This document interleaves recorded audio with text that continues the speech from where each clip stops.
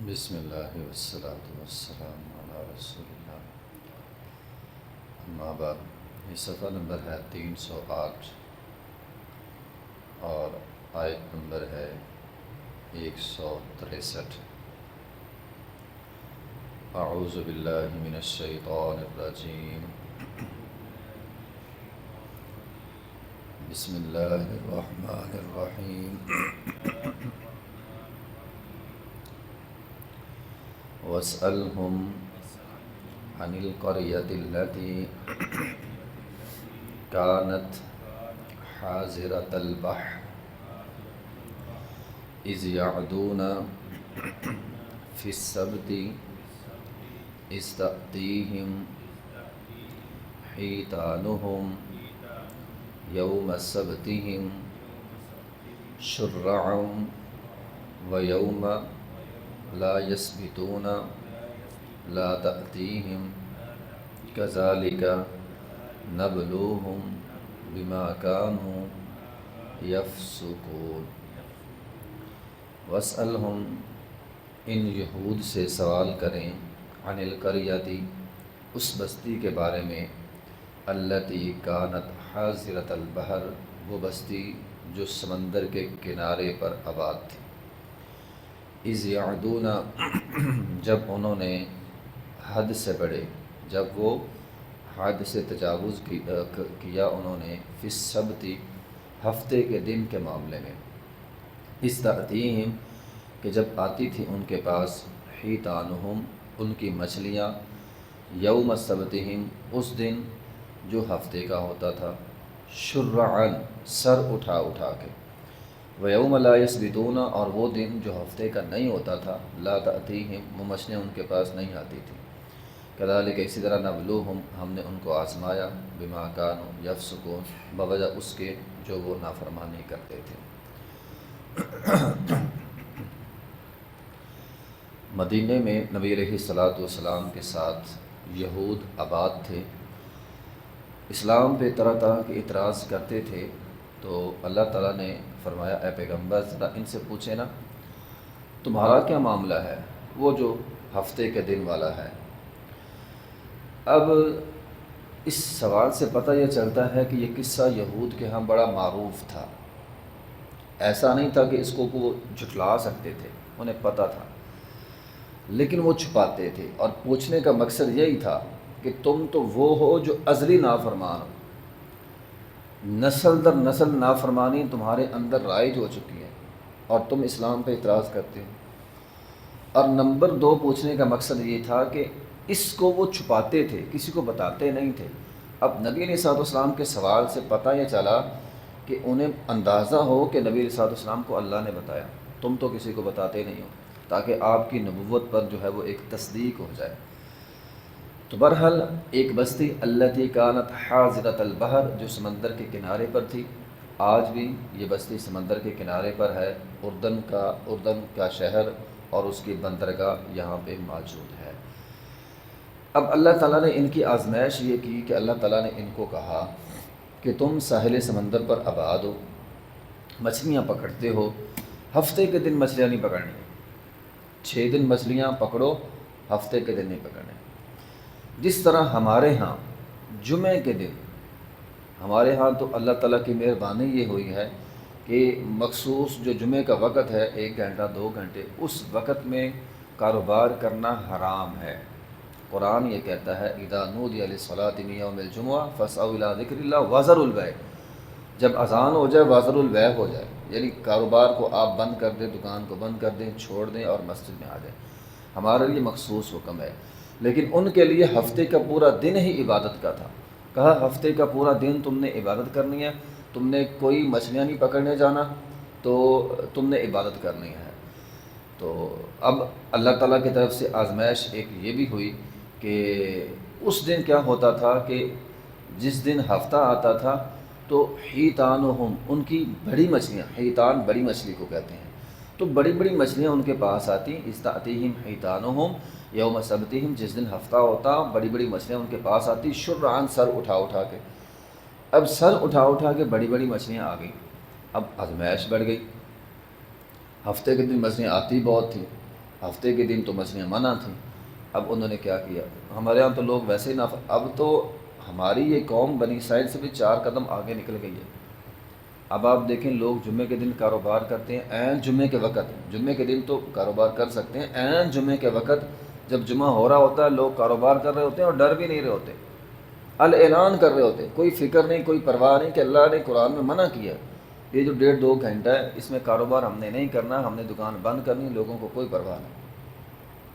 بڑے بڑے شہروں میں بڑے بڑے کاروبار چلتے ہی جمعے کے دوران ہے، تو اتوار کی چھٹی ہے، جمعے کے دن پراپر کاروبار ہوتا ہے، کوئی چھٹی نہیں ہے، تو یہ حرام ہے۔ لیکن انہوں نے کیا کیا، انہوں نے ایک ہیلہ سازی کی، ہیلہ سازی انہوں نے یہ کی کہ بڑے بڑے حوض بنائے، بڑے بڑے حوض، جب وہ مچھلیاں آتی تو پانی حوضوں کی طرف چھوڑ دیتے، اب وہ ساری مچھلیاں حوضوں میں چلے جاتی، حوض کا دروازہ بند کر دیتے، اگلے دن اتوار کے دن آتے اس کو پکڑ لیتے، اور یہ کہتے ہم نے کون سا ہفتے کے دن پکڑی ہیں۔ یہاں پہ جمعے کے دن بڑے بڑے جال لگا دیتے، مچھلیاں جال میں پھنس جاتی، اتوار کو آ کے پکڑ لیتے اور کہتے ہیں ہم نے کون سا ہفتے کے دن کو پکڑا ہے، ہم نے تو اتوار کے دن کو پکڑا ہے۔ تو یہ جو ہے وہ ہیلہ سازی انہوں نے کی۔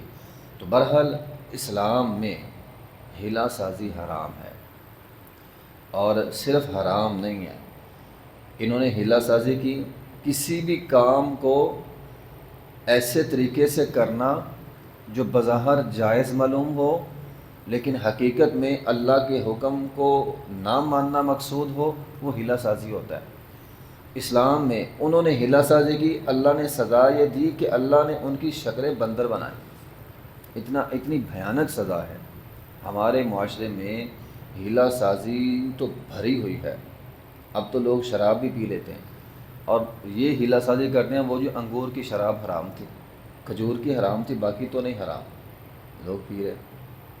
لوگ سگریٹ اس لیے پی لیتے ہیں کہ وہ یہ کہتے ہیں کہ ہمیں کون سا نشہ ہوتا ہے، نشہ وہ چیز حرام ہے نا، ہمیں نشہ نہیں ہوتا۔ لوگوں نے ہیلہ جات کر لیا ہے، ٹھیک ہے۔ تو چور کا ہاتھ کاٹنے کا حکم شریعت کے اندر ہے۔ لوگوں نے ہیلہ یہ کیا کہ ایک بندہ چور ہے، اس نے چوری کر لی، اب ویسے ہی ہاتھ نہیں کاٹا جاتا، لیکن شریعت کے نظر سے بھی انہوں نے منع کر دیا، اب کسی کا ہاتھ نہیں کاٹ سکتے۔ کیوں نہیں کاٹ سکتے؟ کہ چور اگر یہ دعویٰ کر دے یہ سامان ہی میرا ہے، میں اس کا مالک ہوں، دلیل اس کے پاس ہو نہ ہو، وہ یہ بات ثابت کر سکے نہ کر سکے، بس یہ دعویٰ کر دے یہ سامان میرا، اس کا ہاتھ نہیں کاٹا جائے گا۔ اور اگر میں بات کروں سود کی، اس کی تو بے شمار شکلیں، ایک سود اور ایک جوا، ان 2 چیزوں نے ہمارے معاشرے کو گھیر لیا ہے، لیکن نام بدل بدل کے، نام کو نہیں لیتا جوا ہے، نام کو نہیں لیتا سوا ہے، لیکن سبھی یہ کام جو ہیں وہ کرتے ہیں۔ رشوت کو تحفہ کہہ دیا گیا ہے، ٹھیک ہے نا، ناجائز مال کو سروس چارجز، اب نام بھی بدلنا ہے، ٹھیک ہے۔ تو یہ چیزیں ہمارے معاشرے نے ان کو جکڑ لیا ہے۔ میں نے پڑھا بعض جو ہمارے مذہبی لوگ ہیں، لکھنے والے ہیں، اصول لکھتے ہیں، ان میں یہ لکھ دیا گیا کہ نماز پڑھنے والا اور نماز نہ پڑھنے والا دونوں کا ایمان برابر ہے۔ اب ایک بندہ نماز پڑھتا ہے، ایک بندہ قرآن پڑھتا ہے، ایک بندہ نماز بھی نہیں پڑھتا قرآن بھی پڑھتا، دونوں کا ایمان کیسے برابر ہو گیا؟ اور پھر ان ساری چیزوں سے بڑھ کر جو سب سے خطرناک ہیلہ ہمارے معاشرے میں ہوتا ہے، اصالِ ثواب کے نام پہ، اصالِ ثواب کے نام پہ اتنی شکلیں ایجاد ہو گئی ہیں، اتنی شکلیں ایجاد ہو گئی ہیں کہ اب تو امیر بندہ جہنم میں جا ہی نہیں سکتا، ساری زندگی جیسے تیسے مرضی گزارو، کوئی پرواہ نہیں، حرام کھاؤ، جو مرضی کرو، مرنے کے بعد کیا ہوگا؟ مخصوص طریقے ہیں ان پر عمل کرو اور اعمال بخشوا لو، مدارس سے بچے لے آؤ، ان سے قرآن پڑھواؤ، انہیں تھوڑا سا کھانا شانا کھلاؤ اور قرآن سارا بخش دو۔ گھر سے نکلتے ہیں پینسل لے لی، کاپی لے لی، مدارس کا چکر لگایا، ہاں بھی کتنے قرآن مجھے دینے ہیں، ہمارا فلاں دادا بابا مر گیا ہے اس کو بخشوانا ہے، قرآن لکھے جا رہے ہیں، وہ جو 10 قرآن 20 قرآن 100 قرآن ہو گئے، 100 قرآن ہم نے دادا جی کو بخش دیا، اب دادا جی سیدھا جنت میں جائیں گے۔ بے شمار طریقے ہیں، بے شمار طریقے ہیں، لوگوں کو کھانا کھلاؤ۔ ہم تو اب کیا ہوتا ہے، کوئی بھی چیز دینی ہے اللہ کے راستے میں آپ نے دینی ہے، نہیں، اس چیز کو لکھ دینا فلاں جو مر گیا نا اس کے سال ثواب کے لیے۔ اب حدیث کے اندر کیا ہے؟ یہ ساری باتیں حدیث میں نہیں ہیں۔ حدیث میں یہاں تک ہے کہ بندے نے اپنی زندگی میں کام کیے ہیں، اچھے خیر کے کام کیے ہیں، صدقے کے کام کیے ہیں، صدقہ جاریہ کے کام کیے ہیں، کنواں کھدوا دیا، کوئی بھی اچھا کام، مسجد بنا دی، اس کو ثواب ملتا رہے گا۔ ایک بندے نے کبھی زندگی میں صدقے کی نیت ہی نہیں کی، اچھا کام کرنے کی نیت ہی نہیں کی، اب وہ فوت ہو گیا، اس کے پیچھے آپ جتنے مرضی اچھے کام کرتے پھریں، اس کو کوئی نہیں ثواب ملنا۔ ہاں حدیث میں یہ ہے اولاد آپ نیک بنا دیں، یدعو لہ، وہ آپ کے لیے دعا کرے، دعا پہنچتی ہے۔ باقی ہمارے معاشرے میں بے شمار طریقے ہیں۔ تو یہ خطرناک ترین صورتیں ہیں ہیلہ سازی کی، جس سے لوگ دین سے بالکل دور ہو گئے۔ تو یہ امت محمدیہ ہے۔ تو بہرحال وہاں پہ اللہ نے کیا کیا؟ جنہوں نے ہیلہ سازی کی فَقُلْنَا لَهُمْ كُونُوا قِرَدَةً خَاسِئِينَ، اللہ نے بندر بنائے ہیں۔ آج آپ یہ کہہ لیں ہماری شکلیں نہیں بدلتی، لیکن آج دیکھنے زندگی سے سکون ختم ہے۔ جتنا دین سے دور جائیں گے، ہیلہ سازی کریں گے، شریعت پر عمل نہیں کریں گے، اللہ تعالیٰ اتنا ہی سکون واپس لے لے گا۔